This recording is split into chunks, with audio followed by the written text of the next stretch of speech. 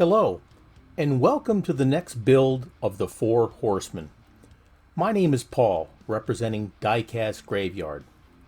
Now my friends, Keith from Outlaw Speed Shop, Xavier from Diecast Show Customs, and Jeff from 164 Revival, got together and formed the group called the Four Horsemen. We get together once a month and we all use the same casting selected by one of the members, and that member also selects a theme. Now this month's theme is Pro Stock Corvette, and we're going to have a lot of fun with it. This pick is the pick of Jeff from 164 Revival. So we're going to have a lot of fun today, and it's going to be interesting for sure because I'm really not sure what direction I want to go in. Here I've got the car drilled apart. Now it's a really nice car. I love the paint job on it, but damn it again, it's got one of those plastic bases that I'm not too fond of. So one of my friends sent me a big old box of car parts, and inside the box was an all-metal Gas Monkey Garage Corvette Pro Stock. So what I'm going to do is I'm going to substitute the body, at least, for this Gas Monkey car, which is all metal, base and body. And we're going to do something with this one. I've got an idea in mind for the gold paint, and I think I'll just set aside the blue Corvette for something else at a later time. Man, that's a pretty paint job, though. I wish the base was metal on this thing. Anyways, so we got the Gas Monkey car. The interior on it, well, here's the base. That's all metal. My friend that sent me this car took the wheels from it, so I'll have to put some new wheels on it. The top half is good. We'll have to get rid of those Gas Monkey decals in the back. The interior looks really cool, and it's a little bit detailed inside. And the windshield's in really good shape. Let's get started. We're going to take a dry erase marker. We're going to get rid of the Gas Monkey tattoo, or the decal there. Tattoo, what the hell was I thinking? And the Gas Monkey license plate. Take your dry erase marker and rub it on, but you don't want to put it on too much. I mean, you don't want to keep doing it because eventually it'll eat away the clear coat finish. But this will eat away at the decal. So cover it completely. Get you a cloth and wipe it down. Keep repeating the steps until the decal is gone. It's almost gone there. Maybe one more application, it should be gone completely.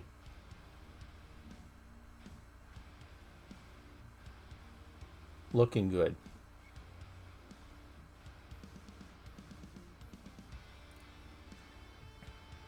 I've got an idea in mind for the paint job, but we'll get to that in just a second. There, the decal and the license plate are now completely gone. This dry erase marker step is really good for you if you want to get rid of some decals on some cars. I've taken some blue painter's tape and I cut out some flames. What I'm doing here is I'm going to do some ghost flames. Now, I've got some Quicksilver Chrome paint from Createx. This paint is used directly out of the bottle without any thinning down or any reducer or anything like that.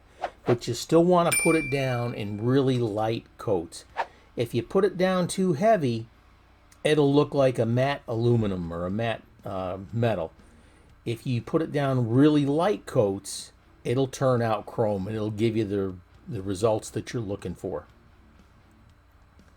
My idea here is we're going to use this Quicksilver Chrome, put some light coats on the car, masking out the gold area that I put the painter's tape on, cutting the flames. And again, we're going to do some ghost flames here. Like I said, you can use it right out of the bottle, which is really good. Just make sure you shake it up really good.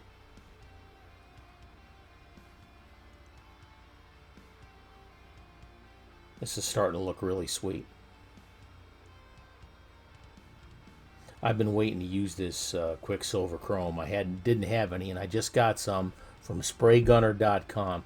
Now, if you're looking for these Createx paints or their new paints, the Chroma Air, try them out there at spraygunner.com. They got some great products and their customer service is very, very good. So please check them out.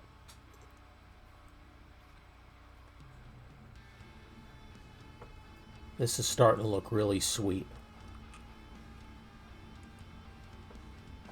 Well, we're going to let that dry for a bit before we take those tape flames off. But that's looking good.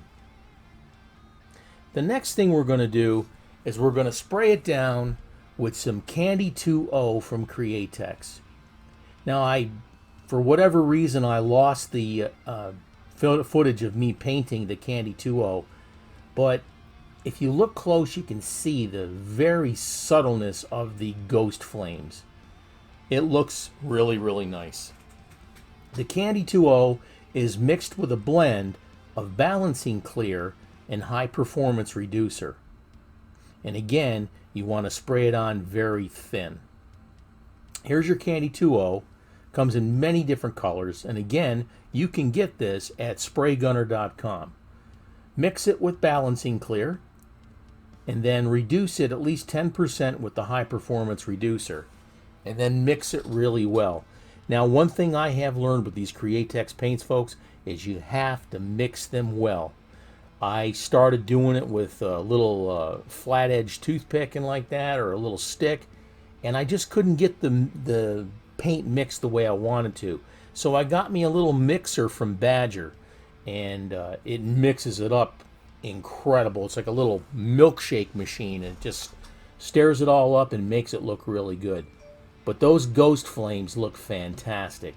The camera isn't doing it justice. Now it's time to put the wheels on. When I got this car and body, etc., it didn't come with any wheels. My friend took the wheels off and just sent me the body. So I'm going to have to put some wheels on it. I got these big Goodyear meats we're going to put in the back, and I got some smaller drag tires in the front. Turn this into a pro stock. Had to adjust the axle a little bit, but other than that, it looks pretty darn good, and I think it's going to fit extremely well. What a really nice profile. That fits perfectly. Yeah, I'm pretty happy with that. Looking good. All right. Here we're going to detail up the car. We got the hood pins we're going to fill in with a Molotow chrome pen. Just a little bit of slight detail in there.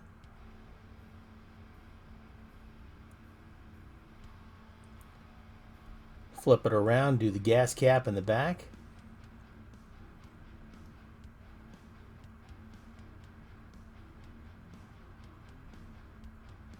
That looks good.